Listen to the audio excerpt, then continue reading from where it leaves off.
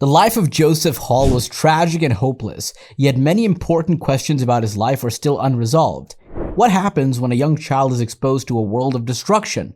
How should the legal system respond to such tragic circumstances? In this dramatic documentary, we explore the critical questions raised by the terrible case of Joseph Hall.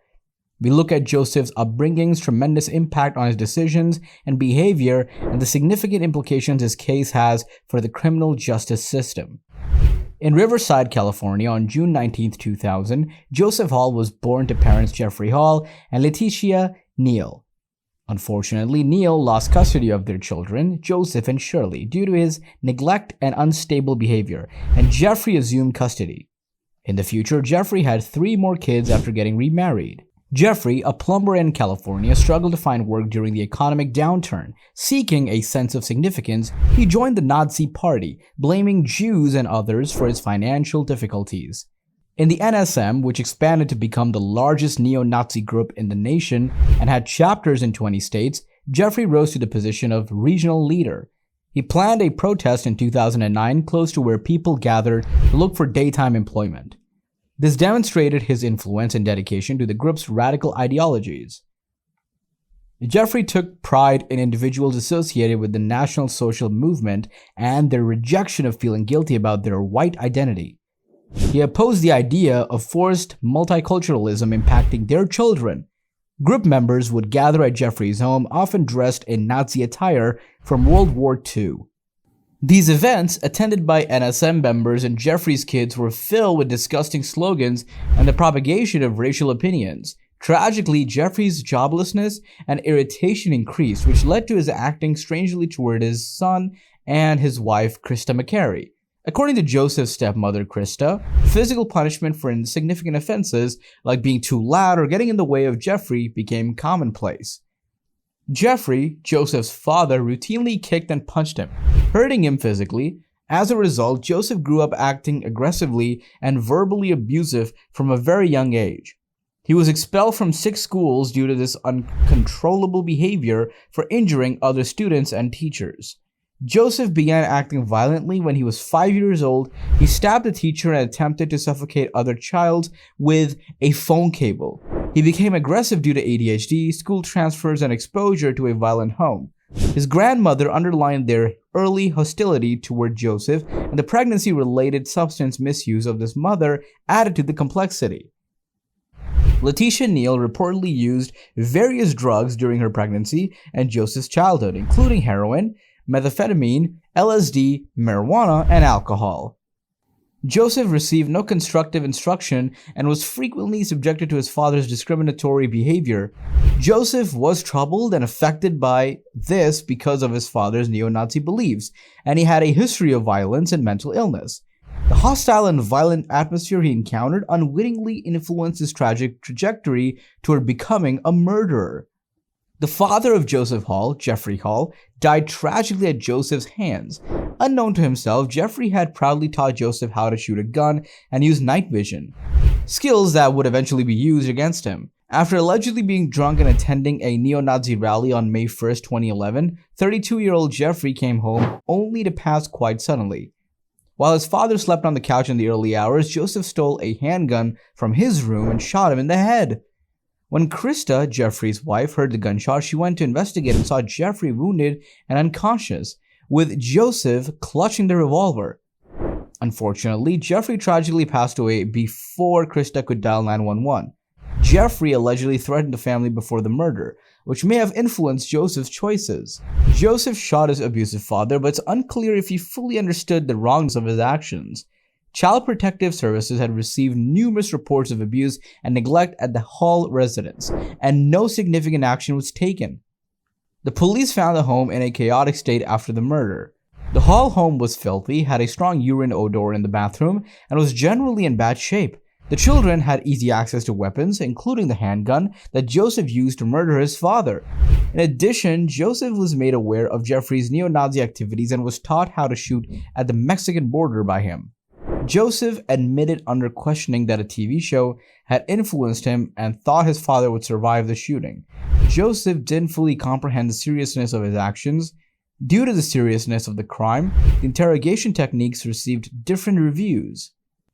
Joseph was too young to understand the Miranda warning during the questioning thoroughly. Expecting a 10-year-old to understand the importance of keeping quiet is unreasonable. Therefore, Joseph answers queries without considering what might happen. "I wasn't thinking about whether he would die or become unconscious," Joseph admitted during the interrogation. "Instead, I wish he'd get the message. I wanted him to understand how hurting makes me feel. Then perhaps we might restart our friendship and start fresh." This suggests that Joseph's motivation was, well, not really for harming his father, but it was rather killing him was to exact retribution and force him to comprehend his suffering. It became clear during Joseph's trial that he needed a better awareness of his rights. He found it difficult to understand ideas like keeping quiet, having a lawyer, and the potential for his remarks to be used against him. Joseph's conflicted stepmother's participation in the interrogation, who offered advice to him while being questioned, represented a crucial flaw in the procedure. She urged him to remain silent if he so desired, but she also emphasized the value of speaking the truth. She ultimately ended up testifying for Joseph's defense.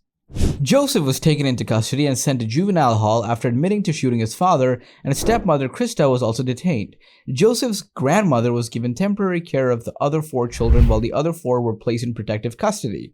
According to an interview with Joseph's grandmother, she had expected the violent act to occur because of Joseph's behavior and his father's abuse. Still, she hadn't imagined it to occur so quickly. Moreover, she thought Jeffrey's participation in neo-Nazi activities contributed to the sad events hastened. After Joseph's 18-month imprisonment in the juvenile facility, his trial began in 2013. Mike Socchio, chief district attorney, had a challenging assignment because of Joseph's youth and the sympathy he attracted from the public. Furthermore, Jeffrey Hall's connection to neo-Nazism may have given Joseph a heroic aura. Chief District Attorney Mike Socchio faced a particular problem while trying a youngster for murder. Despite the defendant's advanced age, Socchio took a fair approach to the case and clarified that politics had nothing to do with the crime's motivation. He was empathetic in his assertion that Joseph was a murderer since his acts were motivated by selfish motives. The opposition made a compelling counter-argument. In other words, Chief District Attorney Mike had an unheard of duty of bringing a kid to justice for murder, yet he remained impartial, ignoring political considerations. According to Socchio, Joseph's motivation was personal and unaffected by his father's connections. He categorically declared Joseph a murderer, and the defense team disputed this assertion. According to defense attorney Matthew Hardy, Joseph acted to shield his family from his father's abuse, who framed Joseph's motivation as protective. Hardy emphasized the significance of Nazism in evaluating Jeffrey Hall's impact on this one and only son. He emphasized how Joseph's upbringing and conditioning had shaped him while stressing how much kids absorb from their parents. When Joseph's stepmother Krista's harrowing 911 call aired during the trial, he appeared visibly upset. The case was tough to make because both sides made compelling points. In simple terms, Joseph's act, according to defense attorney Matthew Hardy, were motivated by a desire to shield his family from his violent father. He claimed that because Joseph was exposed to his father's diabolical ideals, Nazism had a hand in molding Joseph's upbringing. In court, the emotional toll of a 911 call was unmistakable. Although both sides' arguments were strong, Joseph's youth complicated the issue. His age constrained the maximum sentence that Joseph could get under California law. Many people felt let down by the outcome. Judge Leonard issued the sentence for Joseph convicted of second-degree murder for killing his father, Jeffrey Hall. Despite being sentenced to 40 years to life, Joseph's status as a minor meant he would serve only 10 years in a California juvenile facility. The judge acknowledged potential sadness and tears over the decision. The case launched a struggle for greater children's rights and protection. As a result, California lawmakers sponsored Senate Bill 1052, which seeks to give young children legal representation during police interrogations 5 years after Jeffrey Hall's passing. Such a law is now absent from California, hence this bill is noteworthy. Moreover, if approved, it may affect many young people like Joseph involved in the criminal justice system. Judge Leonard recently sentenced Joseph for his involvement in a second-degree murder case. However, due to Joseph's young age, the time he spent in custody was shortened. This incident has sparked the introduction of Senate Bill 1052, a proposed law aiming to provide legal protection to young children during police interrogations. If passed, This bill could have a significant impact on how many youngsters are treated with the criminal justice system. Senate Bill 1052 ensures minors under 18 have legal guidance before being questioned or giving up their rights. The case of Joseph, a 10-year-old convicted of murder, raises concerns about sentencing young children. It highlights the need for legal reforms in addressing mental health issues in childhood. Parents, schools, and ongoing conversations play vital roles in managing such cases. Joseph was directly affected by Jeffrey Hall's acts of violence and hostility at home. Having Jeffrey as a lousy role model made things difficult for Joseph. The effects of such an upbringing are evident in this instance.